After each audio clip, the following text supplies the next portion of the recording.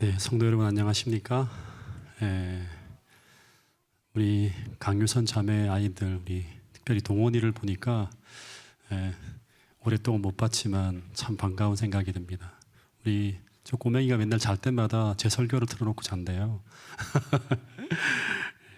익숙함이 그렇게 또 편안하게 만드는가 봅니다. 지난 한 주간 정말 보온을 갔다 오자마자 또 아버님 또 편찮으셔서 중대를 몇 번을 왔다 갔다 하다 보니까 그 한 주가 어떻게 지나간지 모를 정도로 참 바쁘게 지낸 것 같습니다. 그 눈 크고 뗄 새 없이 바쁘게 지나가지만 또 우리가 해야 될 것들 또 우리가 무엇을 주목해야 될지 늘 잊지 않고 하나님의 인도하심 속에 따라가는 법을 늘 배워야 됨을 또 제 개인적으로 느끼는 그런 한 주간이었습니다. 지난주부터 룻기를 우리가 계속 시작하고 있는데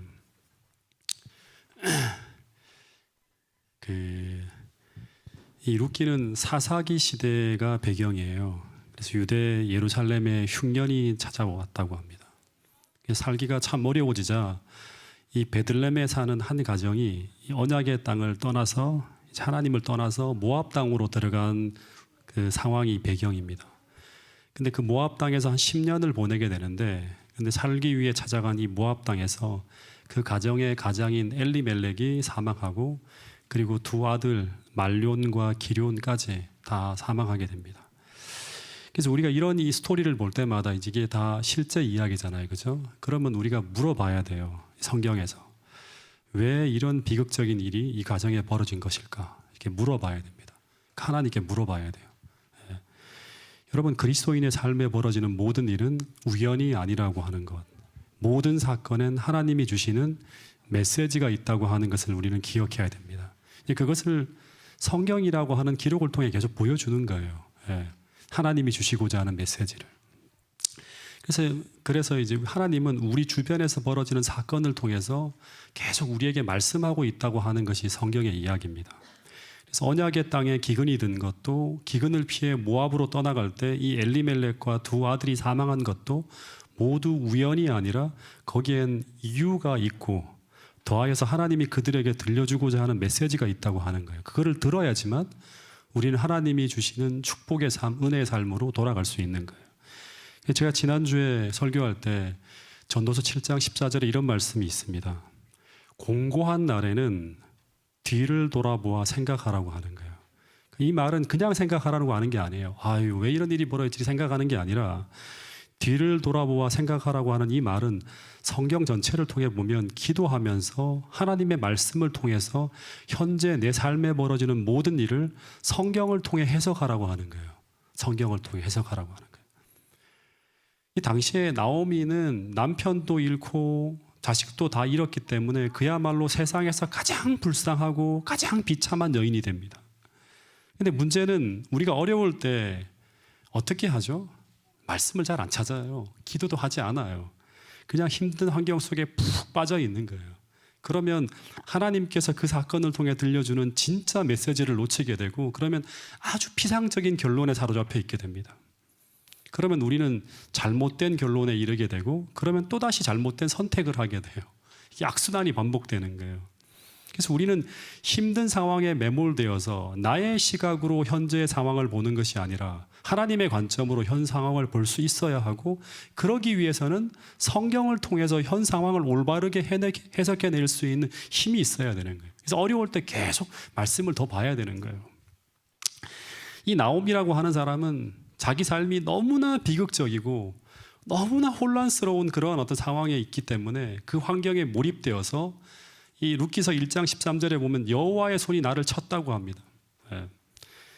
그래서 1장 20절에 보면 나를 더 이상 나옴이라 칭하지 말라고 그냥 마라라고 칭하라고 합니다. 마라가 뭐죠?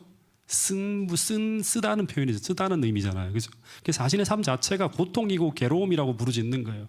절망 속에 헤어나오지 못한 채 날마다 과거를 후회하며 왜 나는 과거 그런 선택을 했을까라는 자책감에 빠진 채 하루하루 살아가고 있었을 것입니다. 제가 어떤 글을 읽었는데 이런 글이 있더라고요. 어느 날 아침 방송을 하는데 어떤 아나운서가 방송 중에서 어디에서 가구를 고쳐드립니다라고 읽어야 하는 것을 발음을 잘못해서 가구가 아니라 과거를 고쳐드립니다라고 이렇게 이제 말을 잘못한 거예요. 잘못 말이 나온 거예요.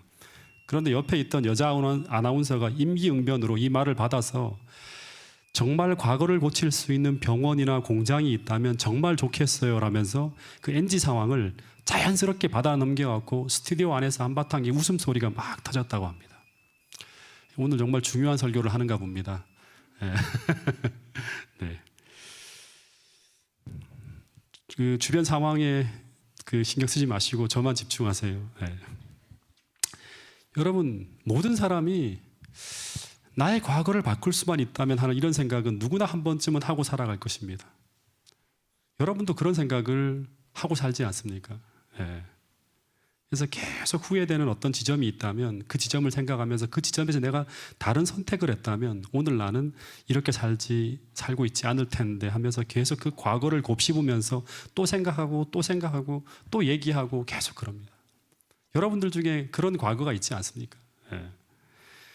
그래서 많은 사람들이 정말 내가 과거로 다시 돌아갈 수만 있다면 나는 정말 다르게 살 수 있을 것이라고 생각을 한다고 합니다. 근데 첫 번째 생각할 것은 뭔가 하면 우리가 정말 과거 20년, 30년으로 돌아간다면 정말 우리가 다르게 살 수 있을까 하는 거예요. 생각해 보세요. 한번. 네. 근데 만약 그럴 것 같으면 많은 사람들이 그런 생각을 하고 있지만 진짜 그런 상황이 멀어진다고 하면 많은 사람들이 거의 오늘과 비슷한 인생을 살아가게 될 것이라고 하는 것이 성경의 진리입니다. 돌아가지만 똑같이 산다고 하는 거예요. 여러분, 만약에 우리가 과거로 돌아가서 우리의 과거를 돌려서 전혀 다른 삶을 살 수 있다고 하면 하나님은 누구에게나 또 한 번의 인생을 살 기회를 모든 이들에게 주실 거예요. 그렇게 하면 그 사람이 다시 산다고 하면 다 구원할 수 있잖아요. 모든 사람. 근데 그렇게 하시지 않는 이유는 뭔가 하면 그 사람이 그때로 다시 돌아가도 한두 가지에서는 다른 선택을 할 수 있을지 모르지만 그 사람의 품성과 믿음이 지금과 크게 달라지지 않는다면 우리는 거의 과거와 같은 인생을 살게 된다고 하는 것입니다. 여러분, 그래서 오늘이에요. 오늘 우리가 지금부터라도 우리가 지금의 삶 속에서 우리가 영원까지 산다고 하면 어마어마하게 긴 인생이에요. 그죠? 지금부터라도 과거와 다른 삶을 살고 싶다면 진짜 변화가 일어나야 돼요. 진짜 변화가. 근데 그 변화라고 하는 것은 뭔가 하면 환경적 변화가 아니라 내 안에서의 변화예요.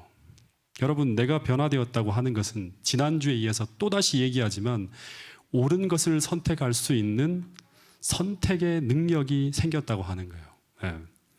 이것을 다른 말로 하면 믿음이 생겨났다고 하는 거예요. 이것을 또 다른 말로 하면 내가 처한 환경을 하나님의 관점에서 볼 수 있는 안목이 생겼다고 하는 거예요. 그래야지만 다른 선택을 할 수 있는 거예요.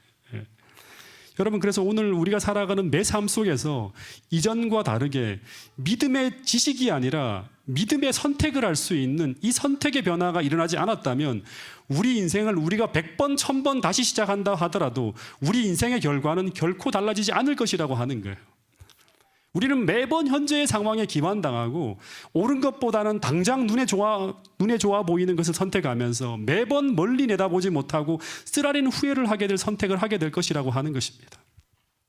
여러분, 그래서 어떤 상황 속에서도 믿음으로 주님을 쫓아갈 수 있는 그런 선택을 날마다 행할 수 있는 그런 선택력이 오늘 믿음을 통해서 내 안에 자라고 성장하지 않고 있다면 우리는 20년 전, 30년 전으로 돌아간다 하더라도 아니면 미래의 10년, 20년 후에 우리 인생을 예측해 보더라도 우리는 과거와 같은 선택을 하며 옛날과 별반 다르지 않은 삶을 미래에도 살게 될 것이라고 하는 게 성경의 진리예요. 여러분, 그래서 오늘 여러분의 삶 속에 믿음이 성장해야 된다고 하는 것, 다시 말하면 멀리를 내다보며 하나님의 관점 속에서 현재의 매 순간의 선택을 하나님이 바라시는 선택을 할 수 있어야 한다고 하는 것, 정말 중요한 것입니다. 근데 이 엘리멜렉과 나오미의 가정은 사사기 시대를 살아가던 가정이었는데 학자들은 말하기를 이 가정의 상황은 이 사사기 시대 이스라엘 민족의 상황과 똑같았다고 하는 말을 합니다. 여러분, 나오미의 인생은 한마디로 하면 그 룻기 1장 21절에 보면 내가 풍족하게 나갔더니 이 모압 지방, 이 베들레헴을 떠날 때까지만 하더라도 어떤 삶이었는가 하면 아주 풍족한 어떤 삶을 살았어요. 근데 여호와께서 나로 비어 돌아오게 하셨다는 말처럼 나오미의 인생의 창고엔 하나님의 은혜가 비어가고 있었고 그 인생엔 심각한 기근이 들었다고 하는 거예요. 근데 이 심각한 기근의 이유가 무엇인가? 사사기 시대를 특징 짓는 말을 제가 지난 시간에 무엇이라고 말씀드렸는가 하면 자기 소견에 오른 대로 행하며 살아가는 시대라고 말씀을 드렸습니다. 여러분, 이것이 지난 시간 제가 말씀드린 것처럼 사사기 시대의 기근의 핵심 이유라고 말씀을 드렸습니다. 여러분, 우리 인생에 하나님의 은혜가 고갈되어지고 있고 그리스도인으로서 하나님의 은혜로운 도움을 거의 받지 못하고 살아가는 이유는 우리가 내 삶을 하나님께 맞추지 않고 내 소견에 오른 대로 행하며 살아가기 때문이라고 하는 거예요. 여러분, 꼭 한번 이거를 여러분 인생을 통해서 한번 되짚어 보시기 바랍니다. 다시 말해, 내가 하고 싶은 거 포기하지 못하고 내가 즐기고 싶은 것 그대로 붙들고 있고 그래서 늘 하나님의 뜻보다는 내 기분이 우선인 삶, 그것이 사사기 시대의 특징이자 그 시대의 기근이 찾아온 이유라고 하는 거예요. 여러분, 그래서 이 사사기 시대가 끝나려면 어떤 게 끝나야 될까요? 자기 소견에 오른 대로 살아가는 이 삶의 방식을 멈춰야 되는 거예요. 근데 이 삶의 방식은 그대로 두고 삶의 기근을 끝내려 하다 보면 계속 환경만을 바꾸려고 해요. 그래서 베들레헴에서 어디로 가는 거예요? 모압 땅이 우리 삶의 해답인 것처럼 보이는 거예요. 여러분, 그러나 답은 모압이라는 환경을 바꾸는 것이 아니라 내 삶의 방식을 바꾸는 거예요. 그래서 내 삶의 개혁이 일어나지 않으면 그리스도인의 삶에 이 기근은 끝나지 않을 것이라고 하는 것이 성경의 이야기라고 하는 사실을 우리 모두가 꼭 깨닫고 돌아갈 수 있게 되기를 간절히 바라겠습니다. 제가 옛날에 아이들을 좀 많이 가르쳤어요. 가회를 좀 많이 했습니다. 그러다가 중학교 2학년 학생을 가르친 적이 있습니다. 근데 이 한 학기를 이 친구와 같이 공부를 했는데 제가 사표를 내야 될 정도로 그 친구의 성적이 엉망인 거예요. 근데 그 어머니가 하도 저를 좋게 봐주셔서 기회를 또 주셨어요. 더 가르쳐 보라고. 그래서 제가 그 녀석을 만나서 한 학기 동안 정말 이 중간고사 기말고사 성적이 다 안 나왔기 때문에 좀 이야기를 나눴어요. 공부를 하면서 너의 목표가 무엇냐고 물었어요. 그랬더니 이 친구가 한다는 말이 판사가 되는 거예요. 그래서 어려운 사람들을 위해서 막 자기가 올바르게 정의를 실현하는 그런 사람이 될 거라고 하는 거예요. 그래서 그러면 1차적인 목표가 무엇냐고 물었어요. 그랬더니 이 친구가 하는 말이 1차적으로 그 당시에 이제 의정부 지역의 명문인 의정부 고등학교를 들어가는 것이 자기의 목표래요. 그래서 제가 그 친구에게 물었어요. 그 꿈과 비교해서 지금 현재 스스로에 대한 평가와 진단을 한번 내려보라고 했어요. 그랬더니 이 친구 하는 말이 지금 현실은 이 꿈을 이루기에는 한참 모자란다고 해요. 또 물었어요. 그럼 어떻게 해야 되냐? 이제 코칭하는 거죠. 그랬더니 역시 예상했던 답이 나왔어요. 뭐라고 했을 것 같아요? 열심히 노력하겠다고 하는 거예요. 근데 문제는 이 친구는 늘 열심히 노력하겠다고 하는 말을 한 학기 내내 계속 했단 말이에요. 이 이야기를 제가 얼마나 열심히 들었는지 몰라요. 한 학기 내내 이 이야기를 제가 들었어요. 근데 이 친구는 절대 열심히 하지 않아요. 근데 뭘 열심히 하겠다는 건지 도대체 모르겠어요. 이 녀석이 부잣집 외아들에다가 3대 독자에다가 누나가 둘이 있어요. 그중에 막내예요. 그러니까 참고 인내하는 것이 안 되는, 늘 자기 하고 싶은 대로 하고 늘 자기 하고 싶은 대로 안 하면 안 되는, 다시 말하면 사사기 시대의 전형적인 삶을 살아가는 그런 친구였어요. 내 소견에 오른 대로 안 살아야 돼. 제가 아무리 오래 이야기하고 아무리 오래 설교를 하고 아무리 많은 이론과 지식을 이 친구의 머릿속에 집어넣었어요. 그렇게 살 때 어떤 결과가 일어나오는가 하는 거예요. 근데 이 친구는 여전히 이전에 하던 것과 똑같이 놀고 똑같이 사는 거예요. 다시 말해 삶의 방식이 바뀌지 않는 거예요. 이게 사사기 시대의 특징이에요. 이제 근데 이 친구는 언제나 오늘과 달라진 내일을 꿈꾸며 그래서 꼭 의정부 고등학교를 가서 판사가 될 것이라고 하는 꿈을 포기하지 않았어요. 근데 이 친구는 결국 의정부 고등학교가 아닌 그 인근에 있는 다른 고등학교에 들어갔고 여전히 판사의 꿈을 학창 시절 끝날 때까지 꾸며 살았다고 하는 거예요. 여러분, 우리가 착각하는 것이 하나 있는데 우리가 꿈만 꾼다고 그 꿈이 이루어지는 것이 아니라고 하는 사실이에요.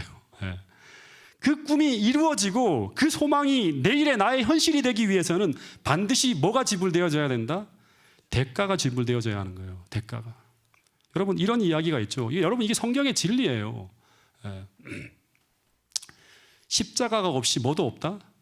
영광도 없다. No cross, no crown이라고 하는데 이게 성경의 진리예요. 십자가가 없이 영광도 없다고 하는 말은 뭔가 하면 영광의 면류관을 얻기 위해서는 반드시 십자가를 지나가야 한다고 하는 거예요.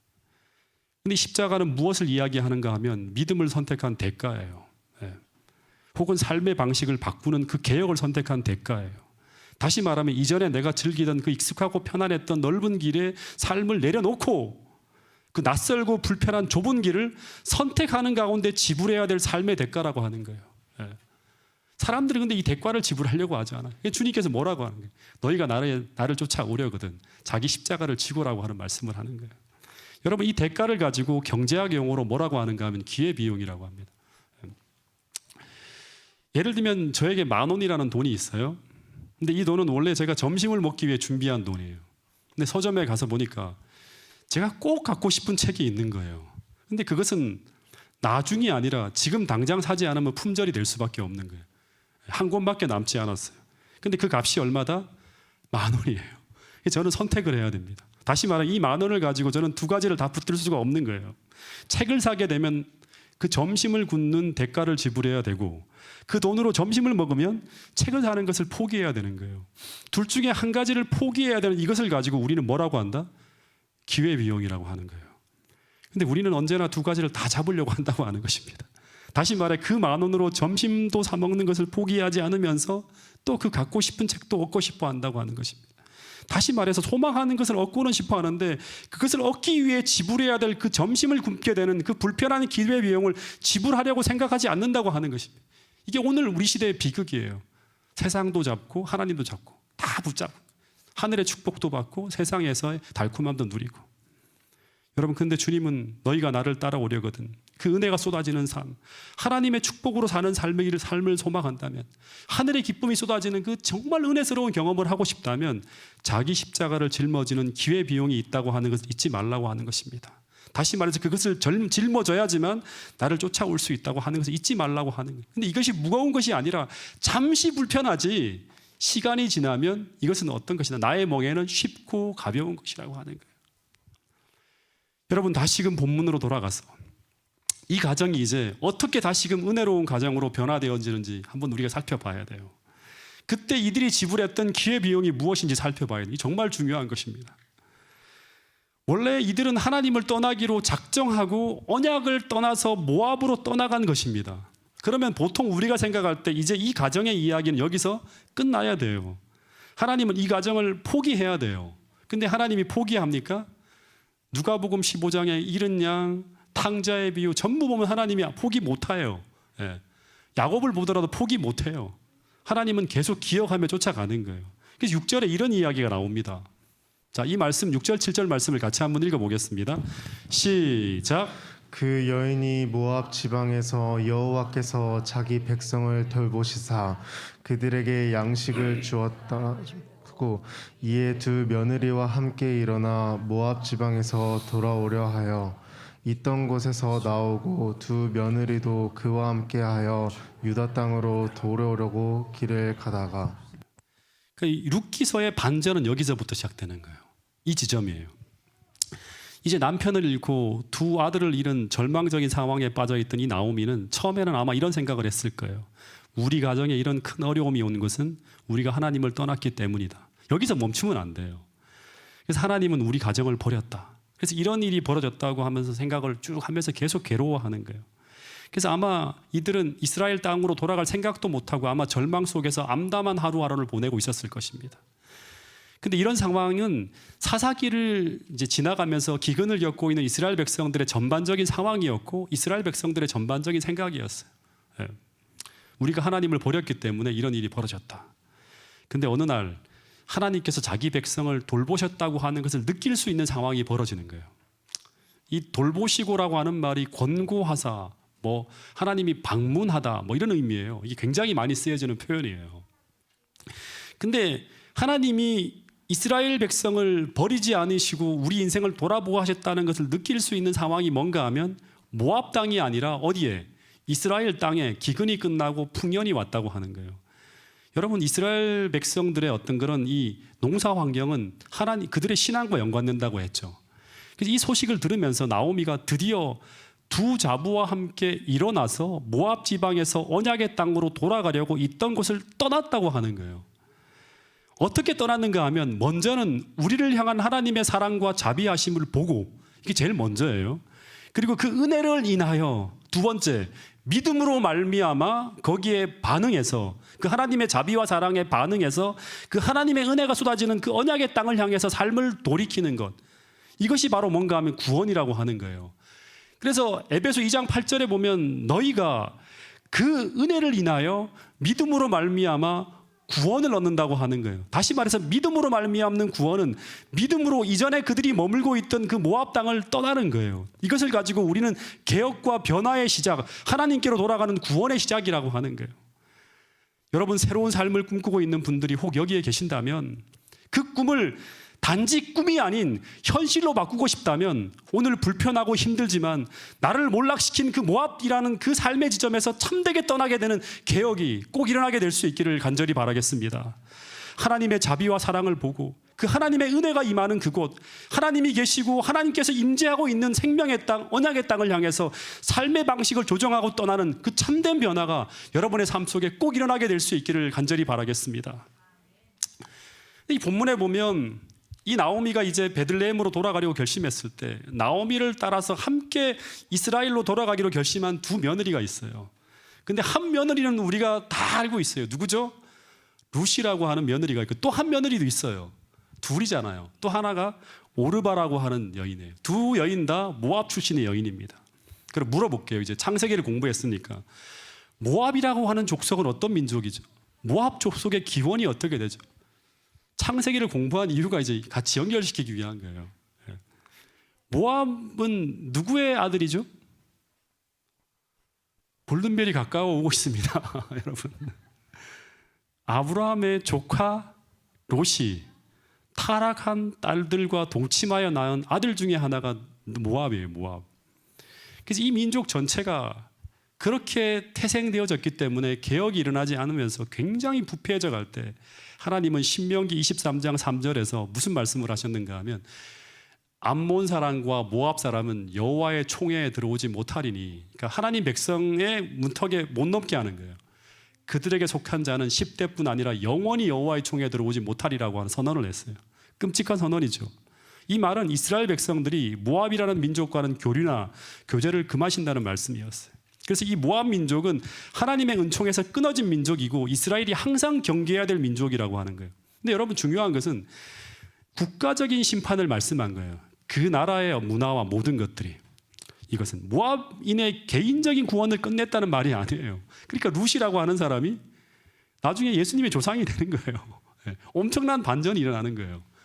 국가적인 환경, 문화가 하나님을 떠났다고 하는 거지 그 개인이 이런 심판을 받게 되는 게 아니죠. 그래서 그들은 구원을 받기 위해서 어떻게 해야 될까요? 그 모압이라고 하는 국경을 넘어야 돼요. 이스라엘로 넘어와야 돼요. 그래서 모압 땅에 들어간 그 두 아들이 모압 여인과 결혼해서 이 두 여자가 그 가정의 며느리로 들어옵니다. 근데 이상한 것은 이 나오미가 다시금 여호와 하나님께로 돌아가기로 결심하고 베들레헴을 떠날 결심을 했을 때 두 며느리에게 돌아가서 읽어보세요. 나를 돌아오지 말라고 그냥 새롭게 그 모압 땅에서 재혼해 살아갈 것을 권고합니다. 근데 두 며느리가 한사코 어머니를 따라가겠다고 계속 고집합니다. 근데 이제 국경을 넘는 순간 네 번째로 이들에게 돌아갈 것을 명령합니다. 공고합니다. 돌아가라고. 왜냐하면 나를 따라오면 내가 뭐예요?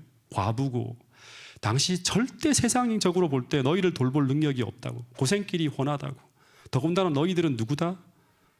모압인이 아니냐, 이스라엘 백성 땅에서 너희들 살 길이 없다고 하면서 말을 하는, 이게 마치 예수님께서 당신을 쫓는 유다에게 여우도 굴이 있고 공중의 새도 거처가 있지만 나는 머리를 뚫고 쫓아 없다고 하면서 얘기했던 것과 비슷한 이야기예요.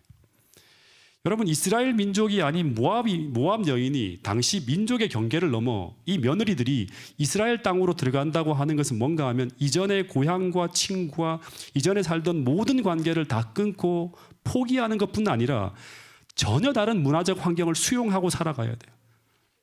종교부터 모든 게 다 바뀌는 거예요. 정말 쉽지 않은 선택이요, 어떻게 보면 모험하는 거예요. 그래서 국경을 넘기 전까지는 인간적인 관계로 따라갈 수 있지만 이 국경을 넘는 지점에서는 신앙적 선택이 필요한 지점이었어요. 그런데 이때 나오미의 설득을 통해서 결국 오르바는 국경을 넘지 못하고 모압 땅으로 돌아갑니다. 어머니 행복하게 사세요 하면서. 다시 말해서 오르바는 어머니를 인간적으로 좋아하며 따라간 것이지 여호와를 믿는 신앙까지는 갖지 못했어요. 근데 룻이라고 하는 며느리는 끝까지 나오미를 따라서 국경을 넘어서 베들레헴으로 들어가는 선택을 합니다. 예. 여러분, 중요한 얘기를 하겠해요. 믿음은 내가 믿는 하나님을 선택하는 거예요. 성경적 믿음이란 무엇인가 하면 모압이라는 한 나라에서 이스라엘이라는 전혀 새로운 나라로 들어가는 것, 즉 국경을 넘어서 모험을 감행하는 거예요. 신앙적 모험을 감행하는 거예요. 다시 말해서 국경을 넘어서는 것처럼 과거의 모압의 삶을 청산하고 새로운 삶을 선택하는 결단이 일어나게 만드는 거예요. 그 선택을 하게 만드는 것이 무엇이다? 믿음이라고 하는 것입니다. 여러분, 그 아브라함이 히브리서를 통해서 말하는 믿음은 바로 이거예요. 다시 말해서 믿음은 우리가 마치 국경을 넘어서는 선택을 하는 것처럼, 국경을 넘어서는 것을 선택하는 것처럼, 나라를 바꾸는 것처럼 모든 삶의 방식과 관계가 바뀌어지는 엄청난 변화가 일어나게 만드는 것이 무엇이다? 그것이 바로 참 믿음, 성경에서 말하는 참된 믿음이라고 하는 거예요. 이런 믿음이 있을 때 하나님의 은혜가 쏟아지는 그런 어떤 은혜를 경험할 수 있다고 하는 것입니다. 그 믿음은 우리로 하여금 대가를 지불하게 만들어요. 불편한 삶 속으로 들어가게 만듭니다. 아브라함이 그래서 갈대아 우르라고 하는 그 익숙한 땅을 떠나서 어디로 가는 거예요? 그 불편하고 잘 알지 못하는 그 곳으로, 그 나라로 향해서 신앙의 모험을 감행하는 거예요. 오직 하나님의 은혜를 받을 그 목적을 가지고. 여러분, 그래서 모압 변경을 넘기 전에 룻이 이런 고백을 한 것입니다. 룻기서 1장 16절 말씀을 한번 읽어보겠습니다. 시작. 룻이 이르되 내게 어머니를 따르지 말고 돌아가라 강건하지 마옵소서. 어머니께서 가시는 곳에 나도 가고 어머니께서 머무시는 곳에서 나도 머물겠나이다. 어머니의 백성이 나의 백성이 되고 어머니의 하나님이 나의 하나님이 되시리니. 여러분 룻이 베들레헴으로 들어갔다고 하는 이 이야기는 룻이라는 한 개인이 아니라, 여러분 이제 굉장히 중요한 게 스토리가 같이 연결되는데, 룻이 베들레헴으로 들어감으로 말미암아 이스라엘 역사의 반전을 이루는 한 역사적 사건이 일어난 것입니다. 이게. 실제 룻의 이 믿음의 행동은 사사기 시대를 뒤흔드는 사건이었어요. 흐름을 쭉 읽어보면, 여러분 왜 사사기 시대를 뒤흔드는 그런 사건이었는가 하면, 믿음 없는 시대에 구호만 무성하고 이론만 무성하고 변화가 일어나지 않는 이 시대에 다 죽은 믿음을 가지고 살아가는 그 시대에, 그 시대적 흐름을 바꿀 믿음을 가진 자가 국경을 넘어서 베들레헴을 향해서 믿음의 행진을 시작한 거예요. 여러분, 오늘 이런 사람이 필요합니다. 국경을 넘는 실제 믿음을 가진 자, 기꺼이 믿음으로 주님을 따라가기 위해 지불해야 될 기회비용을 지불할 각오를 하고 하나님께서 인도하시는 그곳까지 기꺼이 전진하면서 따라가서 마침내 은혜의 바다까지 나아가서 하나님의 은혜가 무엇인지, 믿음이 무엇을 가능하게 하는지, 진짜 믿음을 통해서 무엇을 우리가 경험할 수 있는지를 보여줄 사람, 그런 사람이 필요한 시대가 바로 사사기 시대였고 오늘 우리 시대라고 하는 것입니다.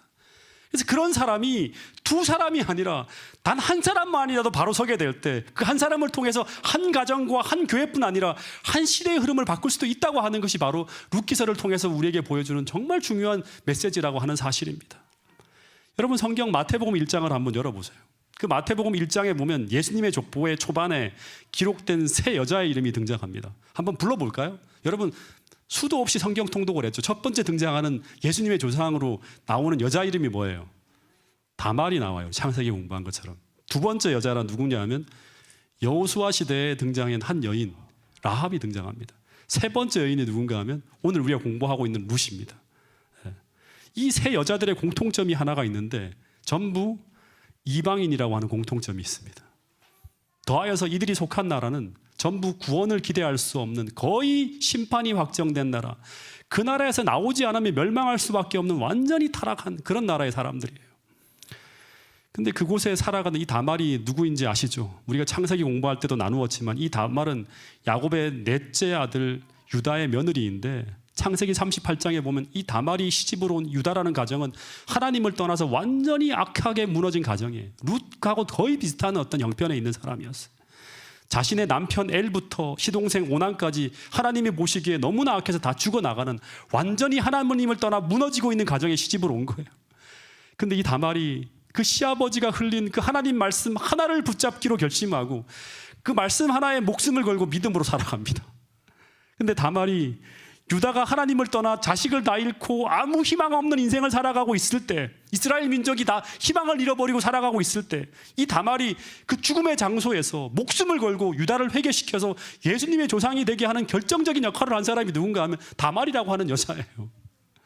다시 말해 유다의 신앙이 그 입술에만 있는 신앙에서 실제적인 신앙으로 돌아가게 만든 사람이 누군가 하면 다말이라고 하는 여인이에요. 이 다말은 무늬만 남아있는 교회에 들어와서 믿음의 실체를 보여준 인물이라고 하는 사실입니다. 그 무너진 하나님의 교회를 바로 세우기 위해 하나님은 자체적으로는 안 되니까 이방인 다말을 부르신 거예요. 그런데 이 다말, 라합, 룻 이 세 명의 공통점은 전부 이방인 출신에다가 세 사람은 전부 하나같이 하나님을 떠난 무너진 가정, 무너진 삶, 무너진 환경이라는 어둠 속을 살아가던 여성이었다고 하는 점이에요. 그리고 이스라엘 민족과 접촉함으로 말미암아 믿음을 갖게 되는데, 근데 그 믿음이 이스라엘 백성들이 갖고 있는 신앙과는 다른 믿음이에요. 다시 말해서 결단과 선택과 행동을 통해 만들어내는 믿음이에요. 당시 이스라엘 백성들은 아무리 많이 들어도 결단하지 않고 선택하지 않고 행동하지 않는 그런 낡고 형식적이고 병들고 무력한 그런 믿음을 가지고 있는데, 그런 죽은 믿음이 아니라 무너져가는 이스라엘 민족을 요동치게 만들고 믿음으로 인생과 민족의 역사를 반전시켜서 새로운 삶의 이정표를 만들게 하는 믿음을 가진 자들이 되었다고 하는 것이 공통점이에요. 그래서 그들이 전부 예수님의 족보에 기록되어지는 영광스러운 그런 자리에 올라간 것입니다. 여러분, 살아있는 믿음을 우리가 가진다고 하면, 살아있는 믿음은, 산 믿음은 우리의 삶을 변화시킨다고 하는 거예요. 선택하게 하고 결단하게 하고 새로운 삶의 방식으로 살아가도록 만들어준다고 하는 것입니다. 여러분, 믿음은 기꺼이 낯설고 불편하고 때로는 고통스러운 십자가라는 대가를 지불하기로 결심하게 하고 그 새로운 세계를 향해 국경을 넘어 도전하고 뛰어들게 하는 것이 바로 믿음이라고 하는 것입니다. 그것이 바로 새로운 삶과 새로운 생명을 가져오는 살아있는 믿음, 산 믿음이라고 하는 거예요. 주님은 죽은 믿음이 아니라 산 믿음을 붙잡으라고 오늘 우리에게 말씀하고 있는 것입니다. 그런데 그런 믿음이 오늘 우리 안에 있다면, 여러분, 저는 하나님의 말씀인 성경을 통해 여러분들에게 이런 약속을 할 수 있습니다. 여러분이 오늘 이 산 믿음으로 전진하며 나아간다면 오늘 우리 인생에 대박이 나는 삶이나 무슨 고난이 끝나는 역사가 곧바로 이어지지 않을지는 모릅니다. 그러나 하나님이 그 결단 속에 우리와 함께하고 있다는 분명한 증거를 계속 주시는데, 그것은 바로 여러분이 인생의 기근으로 말미암아 쓰러지는 것이 아니라 그 고난 속에서 룻이 그랬던 것처럼, 요셉이 그랬던 것처럼 계속 그 고난을 견디어낼 만큼의 은혜와 도우심을 계속 경험할 수 있게 만들어 주신다고 하는 것입니다. 그리고 그 고난을 견디어내고 이겨낼 때마다 또 하나의 위대한 축복이 우리에게 임하게 되는데, 그것은 바로 그 고난을 견디어낸 만큼 우리가 점점 더 강해지고 우리의 품성이 점점 더 단단해지고 그 어떤 시련의 순간에도 깨어지지 않는 하나님의 농원에 심기어진 가장 아름다운 나무가 되게 하실 것이라고 하는 거예요. 계속 믿음으로 성장하는 삶을 살게 하실 것이라고 하는 거예요. 근데 하나님은 그런 나무들을 사용하셔서 하나님의 역사를 써나가신다고 하는 거예요. 그 한 사람이 바로 다말이고, 또 한 사람이 기생 라합이고, 또 한 사람이 룻이었다고 하는 것입니다. 여러분, 그 세계 최고의 바이올린이, 저도 이거를 이제 우리 아이들이 음악을 하다 보니까 알게 되었는데, 스트라디바리우스라고 하는 그런 이제 바이올린이라 들어보셨죠? 스트라디바리우스 바이올린. 28세기에 이탈리아의 스트라디바리우스라고 한 사람이 제작한 바이올린인데 현재 약 100대가 남아 있고요. 그 중에 연주에 쓰일 만한 바이올린은 딱 50대 정도 된다고 합니다. 근데 이 한 대의 가격이 얼마인지 아십니까? 한번 맞춰보세요. 한 대의 가격이 얼마인지 아십니까? 100억을 호가한다고 합니다. 100억. 이 한 대가. 예. 근데 그 이유는 뭔가 하면 이 악기에서 나는 소리라고 합니다. 18세기에 만들어진 이 악기의 소리와 음색이 너무나 아름다워서 현대의 최고의 과학으로 이 소리를 풀어서 그런 악기 소리를 만들려고 시도했는데 다 실패한다고 합니다. 그 이유는 뭔가 하면 바로 이 소리가 어디서 나는가 하면 뭔가 이렇게 조합을 해서 나는 게 아니라 그 특별한 재료를 사용할 때만이 나는 신비한 소리가 있기 때문이라고 합니다. 그 만들 수가 없는 거예요. 예. 그 나무 나이테의 전문가의 미국 테네시 대학교에 그리시노 마이어라고 하는 학자가 있어요. 그리고 기후학자 중에 콜롬비아 대학의 버클 박사가 있는데, 이 사람들이 이 스트라디바리우스는 그 쓰여진 나무의 재질에 그 소리의 열쇠가 있다고 하는 걸 연구해서 발표를 합니다. 근데 이들의 주장에 의하면 이제 그 태양 흑접 활동의 변화로 유럽에서 저는 처음 듣는데 저도요 1400년대부터 시작해서 1800년대 중반까지 소빙하기라고 불리는 기간이 있었다고 합니다. 1400년부터 1800년대 중반까지. 근데 그 중에서도 특별히 1645년부터 1715년까지 약 70년의 기간이 가장 추웠던 기간인데, 근데 그 기간을 지나가는 나무들의 나이테를 쭉 관찰해 보면 이 추운 겨울을 이겨내기 위해서 나무들이 아주 내밀하게, 아주 견고하게 나이테를 아주 좁게 하면서 아주 조금씩 성장했다고 하는 거예요. 성장을 아주 조금씩 하면서 아주 견고하게 계속 내구성을 다지는 거예요. 근데 그 나무들 중에서 특별히 더 추운 알프스의 가문비라고 하는 곳에서 자란 나무들이 있는데, 근데 이 나무들은 가장 추운 혹한을 견디어내기 위해서 다른 지역의 나무들보다 특히 더 나이테를 좁게 하고 최고 밀도를 형성하면서 가장 단단한 나무로 성장했다고 합니다. 이 가문비 나무들이. 근데 바로 이 나무들이 바로 명품 스트라디바리우스라고 하는 재료로 사용되어졌다고 합니다. 그러니까 혹한을 견디어낸 이 재료들에서 이 최고의 소리를 내는 악기가 만들어지는 거예요. 그래서 어떤 사람들은 이 스트라디바리우스의 소리는 고통을 이겨낸 인고의 소리라고 합니다. 죽음 같은 혹독한 추위를 견디어내면서 성장한 나무들이 나는 소리가 바로 뭔가 하면 그런 명품의 소리라고 하는 거예요. 그 소리가 하나님의 최고의 악기들이 되어서 가장 아름다운 소리를 내는 것이 바로 뭔가 하면 성경의 이야기라고 할 수 있겠죠. 여러분, 이제 잠시 눈을 감고 기도하는 시간을 좀 갖도록 하겠습니다.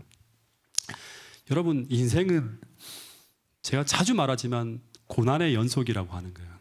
근데 이 고난의 기간을 지나갈 때 그 고난을 피하기 위해 말씀을 떠나 모압으로 달아나면서 아무 짝에도 쓸모없는 그냥 땔감으로 쓰일 수밖에 없는 그런 나무가 되는 것이 아니라, 하나님은 계속 우리에게 말씀하시기를 고난을 말씀으로 이겨내며 매 순간 내밀한 성장을 이루어내어서 정말 단단하고 강한 재질의 나무가 되어서 루시나 다만이나 나합처럼 그 인생을 주님께 드릴 때 스트라디바리우스 같은 주님께서 최고의 연주를 하실 수 있는 그런 감동적인 명품 악기가 될 수 있기를 하나님은 바라신다고 하는 것이 성경의 이야기라고 하는 것입니다. 조금만 힘들어도 원칙이 무너지고 조금만 충격에도 음색이 바뀌고 공명통에 금이 가고 깨어지는 그런 악기가 아니라, 어떤 강한 충격과 시련 속에서도 언제나 그 고고한 음색을 울려낼 수 있는 그런 주님의 손에 들려진 최고의 명품 악기들이 파주중앙교회 모든 성도들이 될 수 있기를 간절히 바랍니다. 여러분, 이 시간 잠시 주신 말씀을 생각하며, 그리고 더하여서 지금 고난 중에 있는 이 파주중앙교회 모든 성도들을 위해 여러분 특별히 기도해 주시기를 간절히 바랍니다. 그들이 그 인고의 세월을 주님의 은혜 가운데 잘 지나갈 수 있기를, 그 모든 고난이, 주님께서 허락하신 고난이 낭비되어지지 않고 그들을 믿음으로 성장시킬 수 있는 그런 은혜의 사람들이 다 될 수 있도록 여러분 중보 기도를 해주시기를 간절히 바랍니다. 이 시간 주신 말씀을 생각하고 또 고난당하는 성도들을 위해서 다 함께 기도하는 시간을 잠시 갖도록 하겠습니다.